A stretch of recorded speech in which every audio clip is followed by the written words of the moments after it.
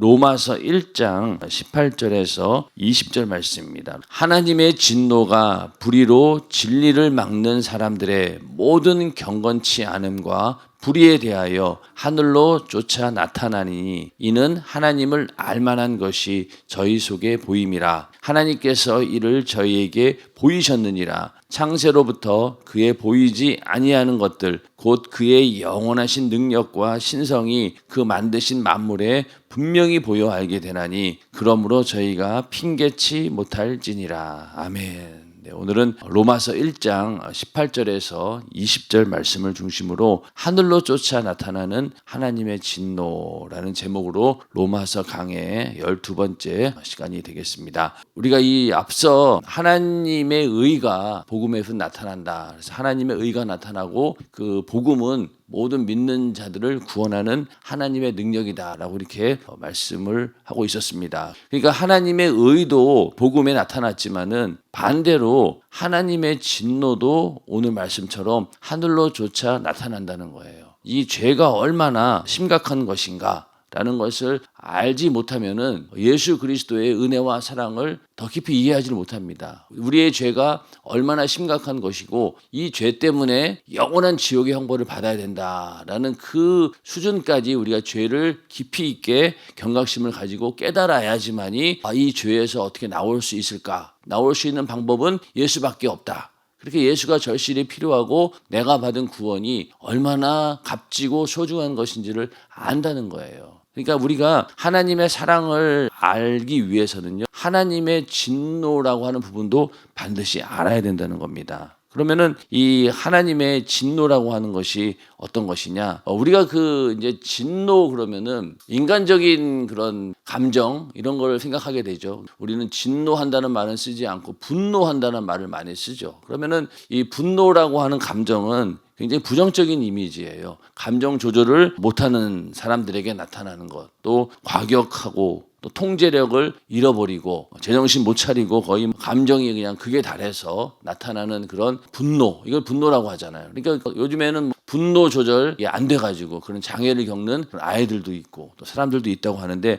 그만큼 이 진노, 분노 그러면은 부정적인 이미지가 강합니다. 그러다 보니까 하나님의 진노 그러면은 굉장히 두려운 생각도 들고 하나님이 그렇게 진노하실까? 원래 사랑의 하나님이신데 그런데 이 하나님의 진노는 죄를 미워하시는 하나님의 그 혐오, 그러니까 죄를 미워하는 그런 마음이에요. 그러니까 하나님의 사랑도 있지만은 그 반대로 이 죄에 대한 하나님의 혐오감도 있다는 거예요. 왜? 하나님은 공의하신 분이고 거룩한 분이기 때문에 절대로 죄를 그냥 용납하거나 넘어가실 수가 없는 분이 바로 하나님의 속성입니다. 그러니까 그 하나님의 죄에 대해서 절대로 인정하지 못하고 그 죄를 반드시 그 문제를 해결해야 된다는 그런 차원에서 하나님의 진노가 있다는 거예요. 그래서 하나님께서는 죄를 보실 때 하나님께서 그 죄를 혐오하고 또 더 중요한 건 뭐냐면은 하나님의 공의와 의로 죄를 다루시며 죄를 심판하신다는 거예요.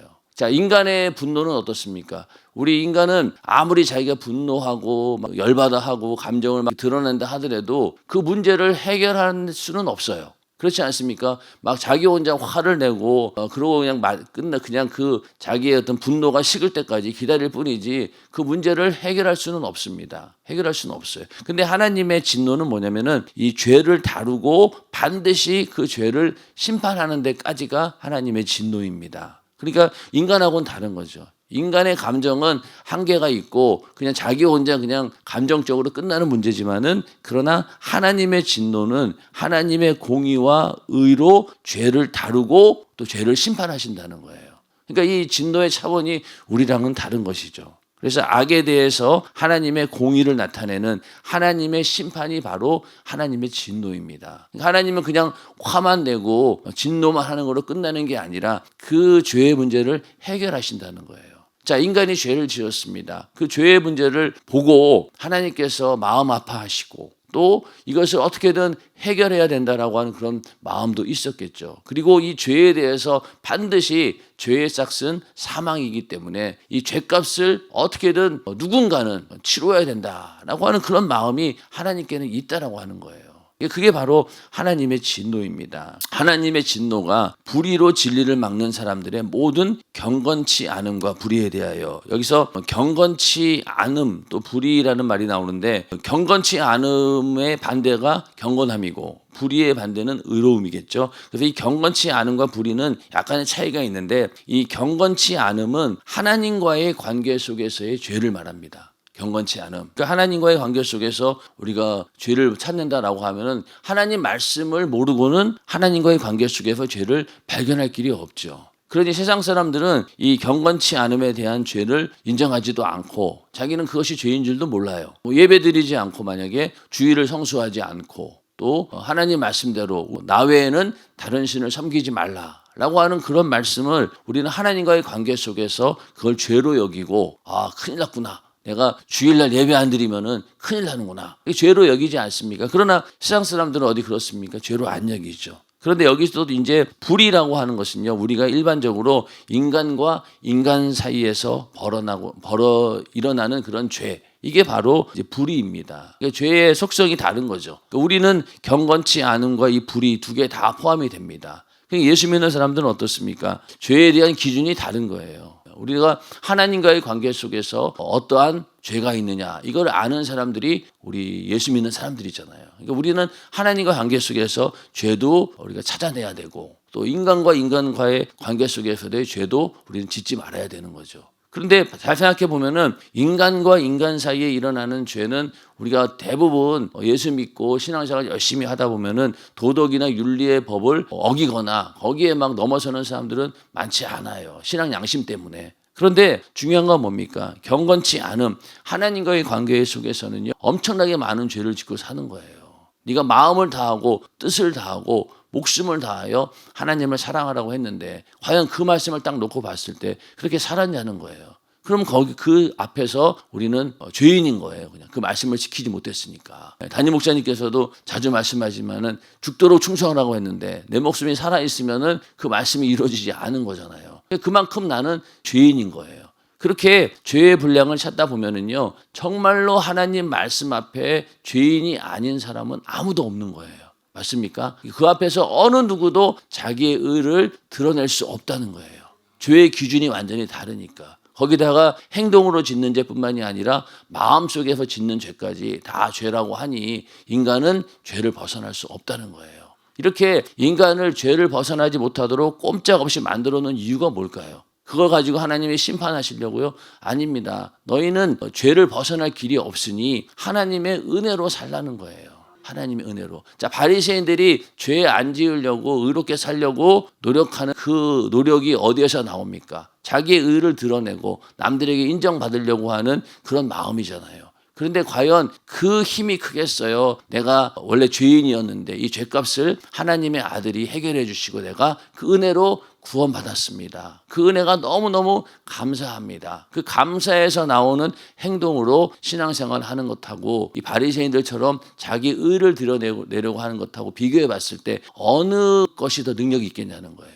어떤 힘이, 은혜의 힘이 더 클 수밖에 없어요. 그리고 그거는 자발적이고 그 안에는 진정성이 있잖아요. 그런데 바리새인들처럼 내 의를 드러내려고 하는 그런 교만한 마음에서 나오는 율법주의적인 행동은 한계도 있고 그 안에 진정성은 없어요. 근데 우리가 내가 받은 은혜에 감사하는 마음으로 하나님 말씀을 철저히 지키려고 하고 그 말씀대로 살려고 하는 그 마음 속에는요, 진정성도 있고 오히려 바리새인들과 같은 그 능력보다 훨씬 더 큰 은혜의 힘을 가지고 우리는 신앙생활을 할 수 있다는 겁니다. 우리가 신앙생활을 하는 그 힘의 원천이 어디에 있어야 되느냐? 내가 받은 은혜에 감사하는 마음으로 그 감사를 표현하기 위한 그 삶이 바로 우리의 신앙생활이고, 그 은혜와 사랑을 깊이 알면 알수록 어떻습니까? 우리의 하나님을 향한 사랑의 표현도 더 깊어지고 더 넓어지는 거예요. 그러니까 신앙생활을 열심히 할 수밖에 없는 거죠. 거기에서 우리가 신앙생활의 원동력을 찾아야 되는 것이지 다른 데서 찾으려고 하면은 항상 한계에 부딪히는 겁니다. 죄를 발견하면 할수록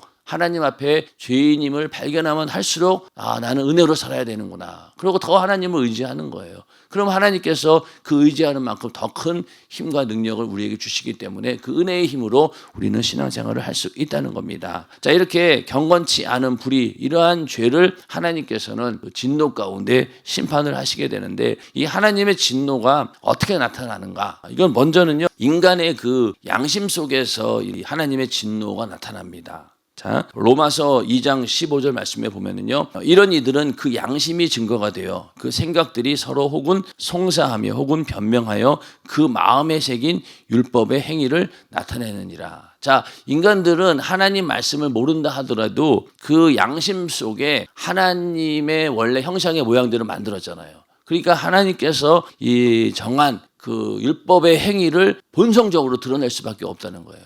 자, 인간의 양심을 쭉 보면은 사람 죽이지 말라라고 하는 것은 전 세계 어디나 다 똑같이 그 법 안에 있어요. 살인하는 거 다 죄다. 그렇지 않습니까? 그런 공통적인 죄들이 다 있는데 바로 그게 이 우리 인간의 양심 속에 있는 그런 증거로 인해서 율법의 행위를 나타낸다는 거예요. 그러니까 우리가 양심적으로, 예를 들어서 양심의 가책이라든가 또 죄에 대한 수치심, 이런 것들이 그냥 있는 게 아니잖아요. 하나님께서 주신 마음이거든요. 근데 이게 바로 하나님의 진노를 나타내고 있는 거예요. 자, 그 양심의 가책을 느끼고 죄에 대한 수치심, 이런 것이 있기 때문에 죄를 인간이 만든 법을 기준으로 해서 그 법을 가지고 나름대로 심판을 하잖아요.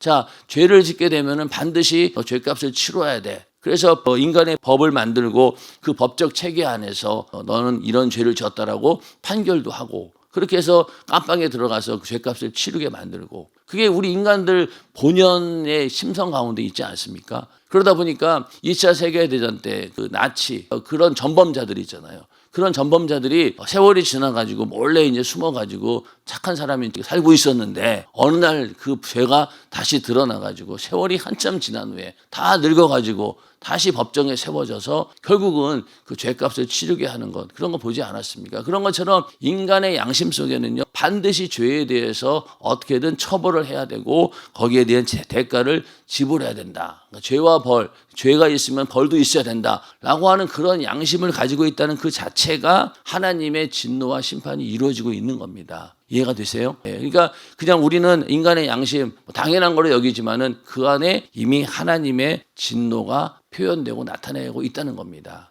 그리고 또 어떻습니까? 이 죄의 결과물이 증거가 되겠죠. 죄로 인해서 어떤 게 옵니까? 질병도 오고 저주도 오고 고통의 문제들이 닥치고, 이런 것들이 죄의 결과물이 바로 하나님의 진노가 나타나고 있다는 직접적인 증거입니다. 그래서 이게 죄 때문에 하나님으로 인한 진노가 나에게 왔구나, 저주가 임했구나, 그걸 당연히 우리는 느낀다는 거예요. 그리고 또 어떤 게 있습니까? 이 피조물의 탄식과 고통. 자, 그 인간이 죄로 인해서 땅이 저주를 받아서 가시와 엉겅퀴를 냅니다. 그 전에 인간이 죄를 짓기 전에는 이렇게 씨를 심으면은 열매가 막 그대로 막 나고 풍성하게 수확을 거두었는데, 그 죄로 인해서 땅이 저주를 받은 다음부터는 가시도 내고 엉겅퀴도 내다 보니까 뿌린 대로 거두질 못하는 거예요.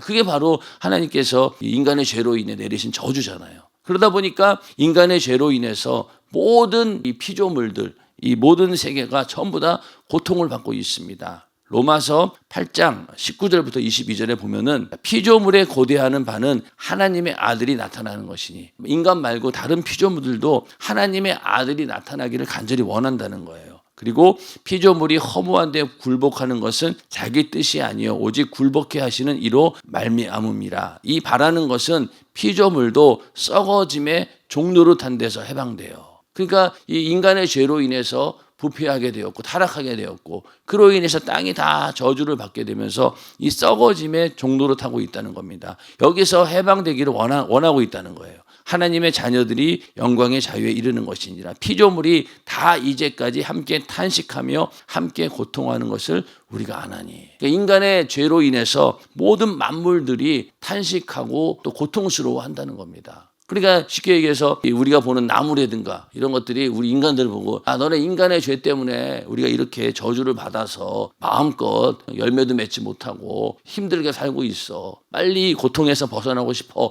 이런 마음이 모든 만물에게 있다는 거예요.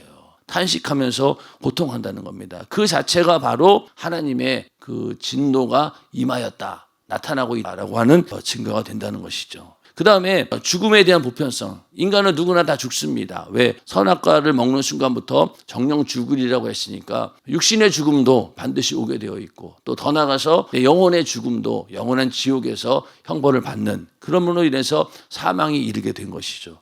그래서 로마서 5장 14절에 아담으로부터 모세까지 아담의 범죄와 같은 죄를 짓지 아니한 자들 위에도 사망이 왕노릇하였나니. 아담과 하와처럼 우리가 선악과를 직접 따먹은 사람들은 아니에요. 그럼에도 불구하고 그 죄로 인해서 그 죄가 그대로 유전이 되어서 그런 죄를 짓지 아니한 모든 사람들, 우리들한테도 사망이 왕노릇해서 결국은 죽게 된다는 겁니다. 죽고 또 그 죽음 이후에 영원한 지옥의 형벌이 있고, 이 모든 것들이 바로 하나님의 진노와 심판이 임하고 있다라고 하는 확실한 증거가 되겠죠. 그렇게 해서 하나님의 진노가 나타나고 있는 것이고, 또 뭐 인간의 역사를 쭉 보면은 엄청나게 많이 있죠. 성경의 역사를 쭉 봐도 선악과의 사건이라든가 최초의 살인 사건, 홍수, 바벨탑, 소돔과 고모라 등등 성경에 나타난 인간의 역사를 쭉 보면은 뭐가 보입니까? 하나님의 진노와 심판이 보여요.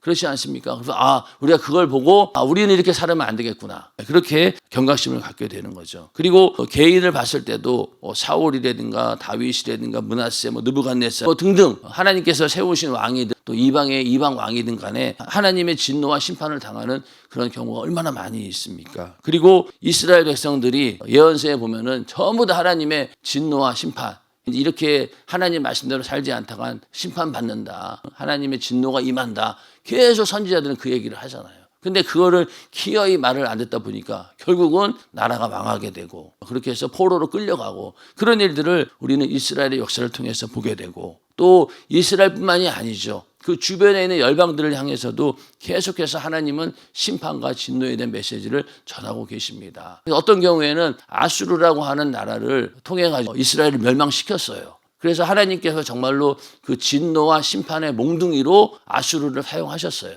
그런데 그렇게 하나님께서 아수르를 사용해서 이스라엘을 심판하고 그랬다라고 하면은 이 아수르는 그냥 둬야 되는 거 아닙니까? 근데 그렇지 않아요. 하나님은 그렇게 불의한 이스라엘을 심판하기 위한 도구로 아수르를 썼다 할지라도 그 아수르마저도 나중에는 하나님께서 반드시 심판하시고 또 진노를 내리신다는 거예요. 그러니까 그 주변에 있는 열방들이 전부 다 심판을 받습니다. 왜? 그들이 갖고 있는 죄가 있기 때문에. 인간의 역사만 봐도 그렇죠. 그런데 이 가운데서도요, 가장 큰 진노가 뭐냐면요, 하나님께서 그 상실한 마음대로 내버려 두는 게, 이게 가장 큰 진노입니다. 자, 여러분들 남녀 간의 관계에서도 사랑의 반대가 뭐예요? 미움일까요? 아니에요. 미움의 감정이 있다라고 하는 것은요, 아직까지도 그 상대방에게 관심이 있고 사랑하고 있다는 증거입니다. 그렇잖아요. 근데 그 미움보다도 더 무서운 게 뭐예요? 무관심이에요. 무관심. 부부간에 만약에 서로 맨날 티격태격 싸운다라고 하면은 그나마 가능성이 있어요.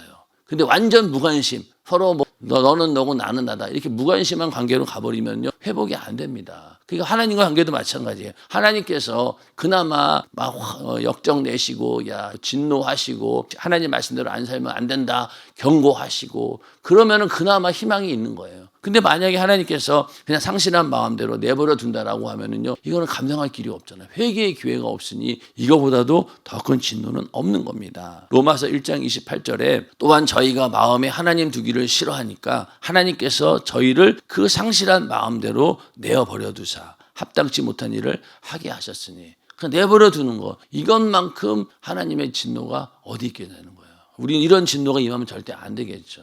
그래서 하나님의 관심이 있다라고 하는 것, 관심이 있기 때문에 우리에게 징계도 내리시고, 또 우리가 고통 가운데서 하나님을 찾을 수 있도록 이렇게 여러 가지 상황을 만들어서 결국은 하나님께 돌아갈 수 있도록 만들어주는 것, 이게 복인데, 그것이 차단되어지고 그냥 내버려 둔다라고 하면은 이것만큼 더 불행한 일은 없고, 이것이 가장 큰 저주 중에 저주고, 하나님의 무관심의 대상이 되었다, 이것만큼 정말로 아찔한 일이 어디 있겠냐고요. 우리는 절대로 그래서는 안 되는 거죠.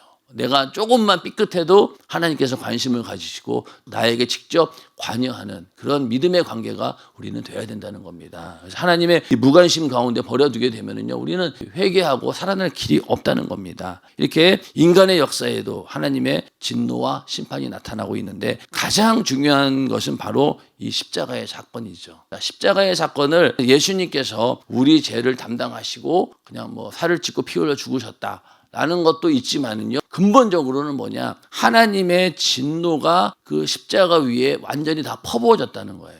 자, 죄의 삭은 사망이에요. 인류가 그 죄로 인해서 싹 다 죽어야 됩니다. 하나님의 진노와 심판을 마땅히 받아야 되는 거예요.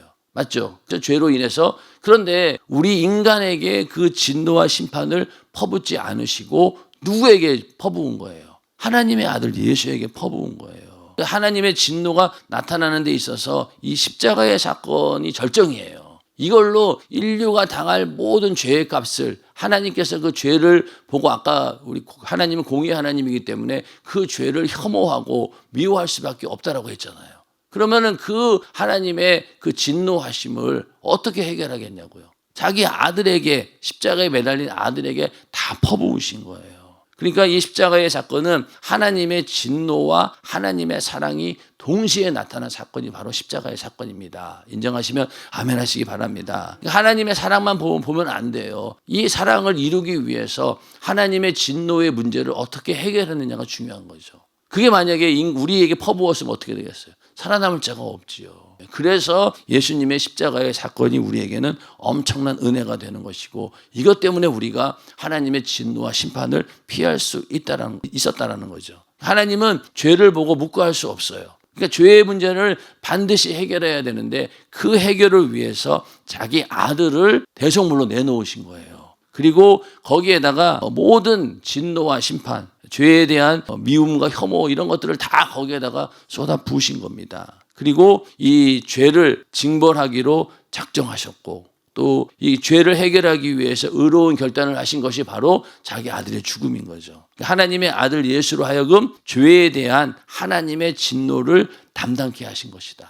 이렇게 생각하면은요, 예수님에 대한 십자가의 사건이 완전히 달라지는 거예요. 그냥 나를 사랑하기 위해서 예수님이 희생하셨다, 그것도 맞는 일이지만 그 희생을 위해서 뭘 당했느냐, 바로 하나님의 진노와 심판을 온몸으로 다 감당하셨다는 거예요. 예수님께서 겟세마네 동산에서 할 수만 있으면은 이 잔을 내게서 옮기시옵소서, 오죽하면 이 얘기를 했을까요? 그것은 그냥 육신의 고통 때문에 그런 게 아니에요. 하나님으로부터 완전히 버려짐을 당하는 그런 것 때문에 두려우신 거예요. 자, 그래서 이 잔이라고 하는 건 뭡니까? 십자가에서 고난과 죽음을 내가 다 참아내고 견뎌야 되는 것이고, 그러다 보니까 예수님도 육신을 입고 있는지라 그러나 나의 원대로 마옵시고 아버지 원대로 하옵소서. 이것은 그냥 육신의 고통의 문제가 아니라니까요. 하나님으로부터 완전히 버림받는, 마치 지옥을 경험하는, 하나님과의 완전 단절 상태에 들어가야 되기 때문에 그것이 너무나 예수님 입장에서도 두려웠고, 또 이것을 피할 수만 있다면, 이 잔을 넘어가게 할 수만 있다면 넘어가기를 원합니다 랄 정도로 예수님도 그렇게 기도했다는 겁니다. 그런데 그 잔이 넘어가지 않았죠. 오히려 그 잔에 있는 찌꺼기까지 전부 다 마셔야 되는, 이것이 바로 죄를 향한 하나님의 심판을 자기가 다 마셔야 되는 거예요. 그러니 얼마나 두렵겠어요. 십자가에 달려서 돌아가실 때 나의 하나님 어찌하여 나를 버리셨나이까. 여기 보면 과거형이잖아요.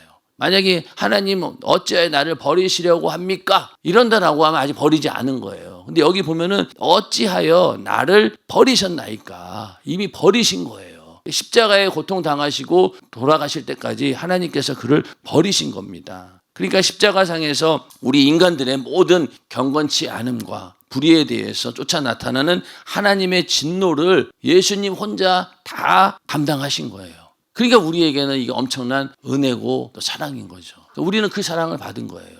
그러니까 내가 당할 진노를 다 받으신 거죠. 그래서 이 진노는 지옥을 경험한 겁니다. 인간이 당하는 최고의 고통은요, 하나님으로부터 버림받는 거예요.